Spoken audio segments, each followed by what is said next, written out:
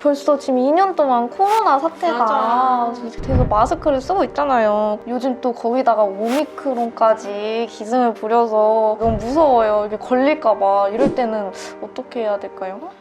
나도 다 몰라. 그거 알았으면 내가 지금 여기 나 노벨상 탔지.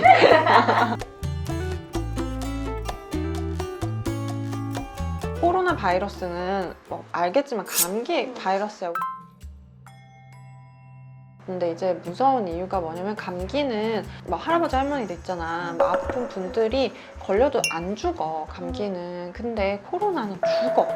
그러니까 그게 문제인 거야 지금. 사실 이렇게 젊은 분들은 걸리면 아무 증상 없이 지나갈 가능성이 되게 높아. 그냥 상식을 좀 알려주면 바이러스보다 내 면역이 훨씬 더 강하면 그 바이러스는 증상을 일으키지 못한다. 그래서 항상 내 면역의 군대가 힘이 세면 바이러스는 나를 이기지 못한다.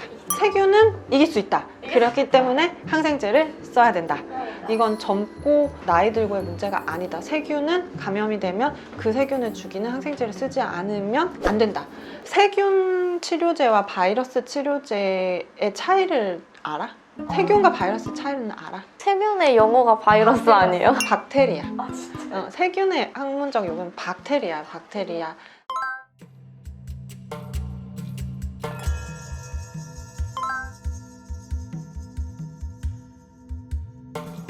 바이러스는 이제 박테리아보다는 조금 약해. 근데 얘는 지가 약한 걸 알아. 그래서 뭘 하냐면 자꾸 몸을 변형해. 그리고 숙주는 항상 있어야 돼. 지 혼자는 또 못 살아. 그러니까 항상 누구 안에 들어가서 기생을 하고, 근데 이 기생한 사람이 뭔가 나를 알아채고 없앨 것 같아. 그러면 자꾸 모형을 변형을 시키는 거야. 코로나 바이러스 변이, 뭐 변종 바이러스, 이게 계속 핫브레이크가 되는 이유가 살아남으려고 바이러스가. 그러다 보면은 그 바이러스가 더 강해져.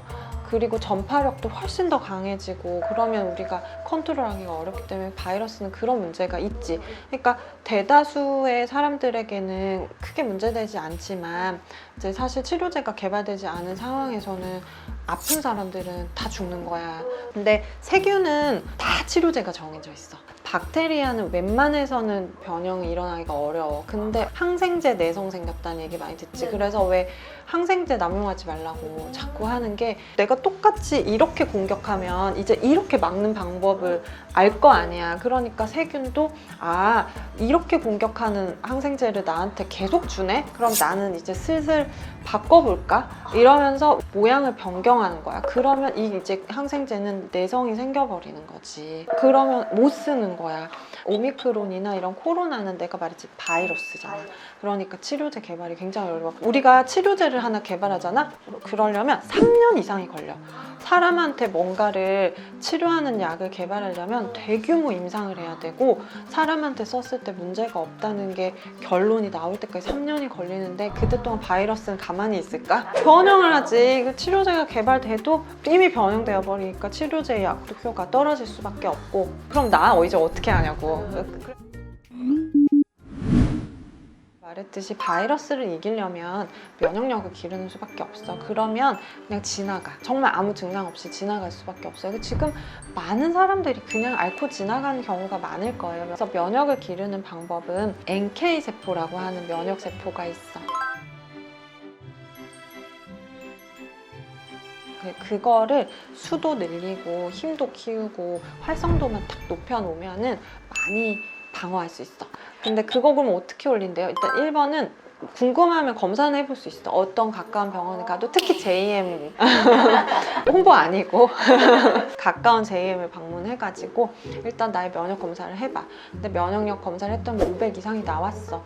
그러면 뭐 일단 괜찮아. 그치만 유지는 해야지. 면역력은 뭐 언제든 변동될 수 있으니까.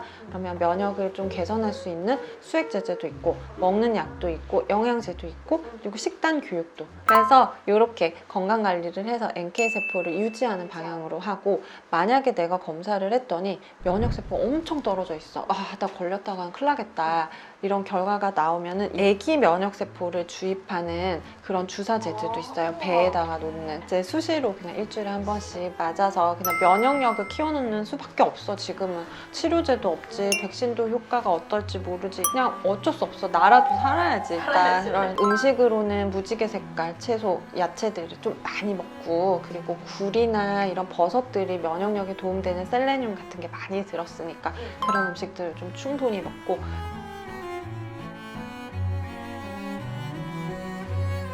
인스턴트들은 좀 줄이고, 그래서 다 아는 교과서적인 얘기지.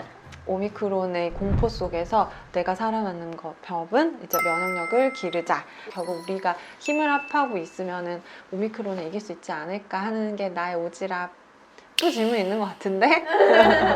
그렇다면 그래프로 본다면 면역력이 떨어지는 시기가 따로 있을까요? 사실 여자들 같은 경우는 40대부터 이제 면역력은 급격히 떨어지고, 그리고 남자들은 사실 50대 이후부터는 정말 많이 떨어져, 면역력이. 그래서 남자가 원래 수명이 짧잖아. 금방 죽어. 금방 죽어. 즐겁게 살아야 돼. 면역력도 많이 떨어질 수 있고 심혈관 질환의 위험도 높아질 수 있으니까 건강 관리를 확실히 하셔야지. 다 50대는 그런 NK 세포를 늘려서 바이러스 시대에서 빨리 더 살아남아야 되겠네요. 40, 50대가 가장 취약해. 사실 이제 65세 이상은 워낙에 케어링을 해주는데 40대, 50대는 아무도 안 지켜줘. 근데 제일 취약해, 면역에. 그리고 주사도 제일 늦게 맞게 해. 억울해 죽겠어. 보면 코로나 때문에 생리도 불순해지고 한두 달 내내 막 피곤하고 잠도 못 자고 막 근육통과 오한 두통에 시달리고 있고 이런 40, 50대들이 정말 많은데, 그렇기 때문에 코로나에 가장, 사실은 제가 볼 때 가장 취약한 계층이다. 정말 우리 너무 슬퍼. 우리가 대한민국 경제를 살리고 있는데 40, 50대 여러분 맞지 않나요?